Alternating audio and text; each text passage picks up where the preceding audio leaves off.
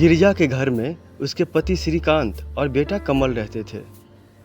कमल गिरिजा और श्रीकांत का एक लौता बेटा, जिसे बड़े ही नाजों से पाला।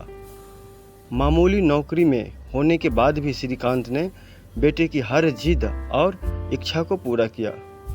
जब कमल छोटा था तो माँ का पल्लू थामे इधर उधर घूमता।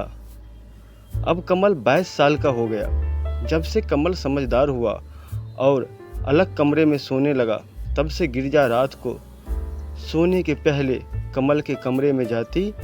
उसे सोता हुआ देख उसके मन को एक सुकून मिलता।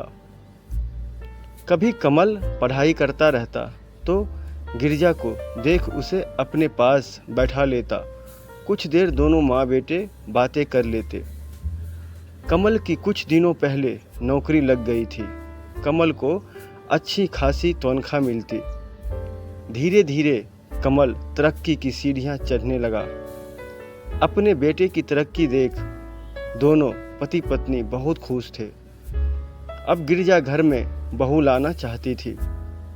बहुत सपने देखे थे गिरिजा ने अपनी बहू के लिए, और उसने कई तस्वीरें अपने समाज की शादी पत्रिका से निकाली और कमल को दिखाई।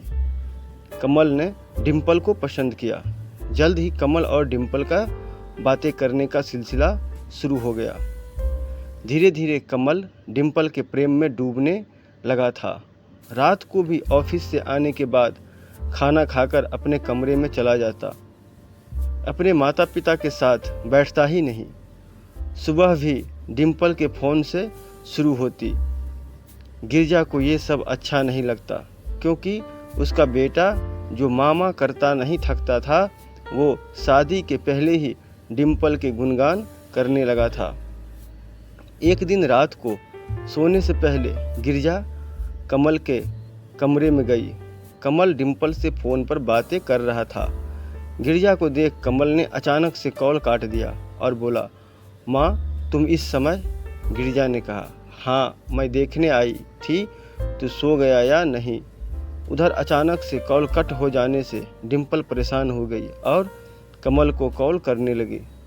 कमल ने गुस्से में माँ से कहा, माँ इस तरह रात को मेरे कमरे में मत आया करो। अब मैं बच्चा नहीं रहा, बड़ा हो गया हूँ।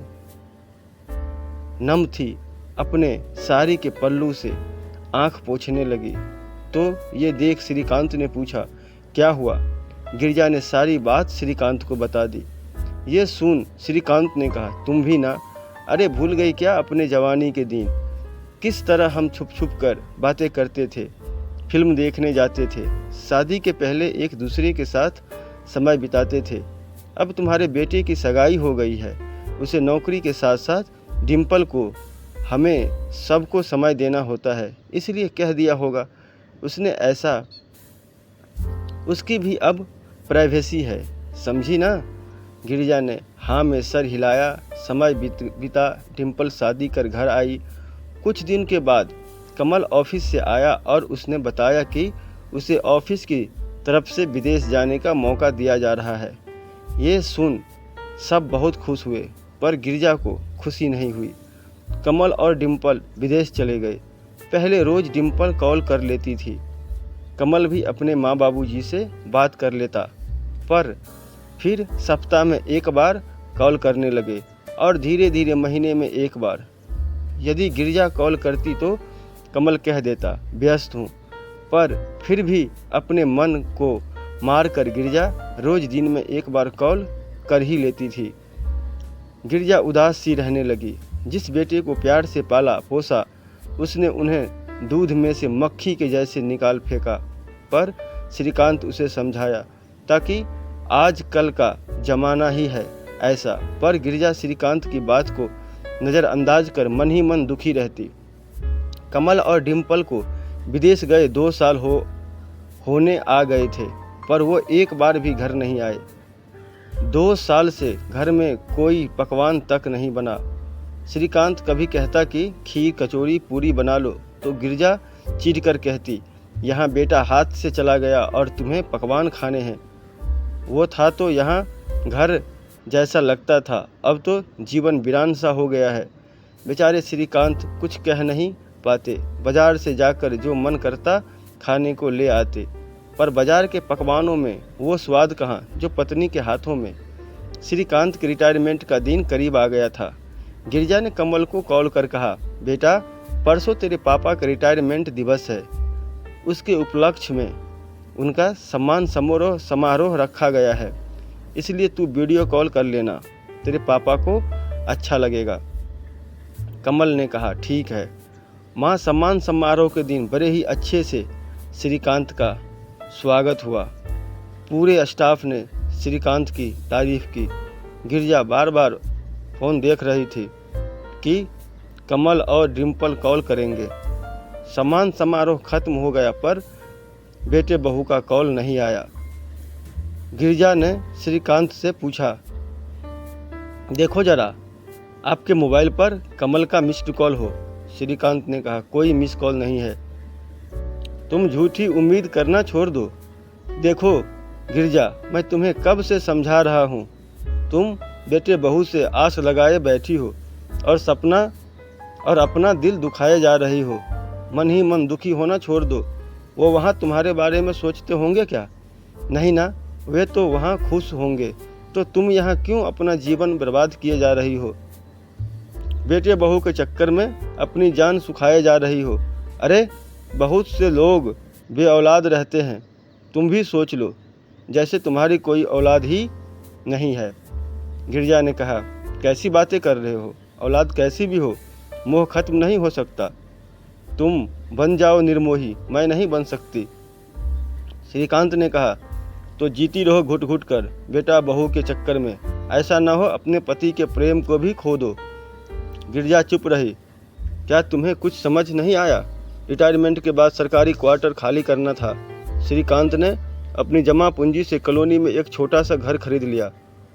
घर बहुत छोटा था, पर एक सुकून था कि अपना घर है। धीरे धीरे गिरिजा की आस पड़ोस की औरतों से पहचान हो गई।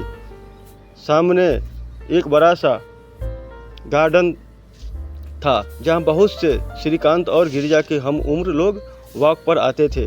धीरे धीरे अच्छे दोस्त बन गए थे। श्रीकांत के गिरिजा ने भी सहेलियां बना ली।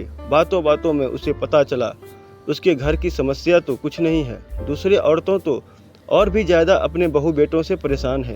किसी को घर में मान सम्मान नहीं मिलता, तो किसी को समय पर चाय नाश्ता, किसी की बहू उससे सीधे मुंह बात तक नहीं करती, तो किसी की बहू बेटे को माँ के खिलाफ भड़काती। बेचारी कोई दवा और इलाज तो को तरसती। सब की पीड़ा सोचने लगी, इससे तो मेरे बेटे बहू दूर ही भले, कम से कम मेरे पास अच्छा पति है, मुझे किसी का मुंह नहीं देखना पड़ता। चाय खाने के लिए कोई रोज की किचकिच नहीं। जब हाथ पांव नहीं चलेंगे तो काम वालियाँ रख लूँगी, सुकून से ज़िंदगी जीऊँगी। सच कहते हैं श्रीकांत, वे वहाँ खुश ही हैं, क्यों अपना दिल दुखाऊं? क्या सोच सोच कर मन ही मन दुखी हूँ? मैं अपने घर की मालकिन हूँ, आराम से जियो पति के साथ। बहुत समय के बाद गिरिजा के मन में शांति थी और चेहरे पर खुशी। घर आकर हाथ मुंह धोकर गिरिजा रसोई में मटर की कचौड़ी और गाजर का हलवा बनाने लग गई। रसोई से खाने की महक आई तो श्रीकांत रसोई में गए। गिरिजा ने श्रीकांत से कहा, आज सब आपकी पसंद का बन रहा है। श्रीकांत हैरान थे, पर खुश थे कि गिरिजा में बदलाव आया। गिरिजा की रसोई में गुनगुनाने की आवाज़ बाहर तक आ रही थी। उसके बाद गिरिजा ने कमल और डिम्पल को कॉल तक नहीं किया। जब कोई इंसान किसी की कदर और फिक्र करना छोड़ देता है, तब उसे उसकी अहमियत पता चलती है। 1 महीने बाद कमल ने कॉल किया। गिरिजा ने फ़ोन उठाया। कमल ने पूछा, और मम्मी कैसी हो? आपने तो कॉल ही करना बंद कर दिया। गिरिजा ने कहा, हो बेटा, आजकल हम बहुत व्यस्त रहते हैं। कमल ने पूछा, कहाँ व्यस्त रहती हो? गिरिजा ने कहा, जब अपने पराये हो जाए तो परायों को अपना बनाना पड़ता है कमल। अच्छा फ़ोन रखती हूँ, मिसेज दुबे आई हुई हैं। फ़ोन रख गिरिजा मन ही मन मुस्कुराई। उसने कमल से झूठ कहा था कि गिरिजा ने 1 सप्ताह तक कोई कॉल नहीं किया। कमल ने कॉल किया तो फिर कहने लगी, व्यस्त हूँ। कमल समझ गया था उसके माता पिता को उसकी कोई ज़रूरत नहीं है, उन्होंने उसके बिना जीना सीख लिया है। इसलिए कमल अब रोज़ कॉल करता, क्योंकि वो जानता था कि जीवन में माता पिता के सहारे की उसे बहुत ज़रूरत पड़ने वाली है। गिरिजा इस परिवर्तन से खुश थी, जानती थी ये सब कमल अपने स्वार्थ के लिए कर रहा है, पर गिरिजा ने अब उम्मीदें लगाना बंद कर दी थी, क्योंकि उम्मीद एक ऐसी चीज़ है जो पूरी ना हो तो इंसान टूटने लगता है। इसलिए ज़्यादा सोचकर व्यर्थ चिंता करने से अच्छा है खुश रहो, मस्त रहो और सब कुछ समय पर छोड़ दो और दूसरों से उम्मीद करना भी छोड़ दो, तो ही जीवन खुशहाल बन सकती है। दोस्तों, ये कहानी आपको कैसी लगी आप हमें कमेंट में ज़रूर बताएं और वीडियो को लाइक, कमेंट और ज़्यादा से ज़्यादा शेयर करें। धन्यवाद।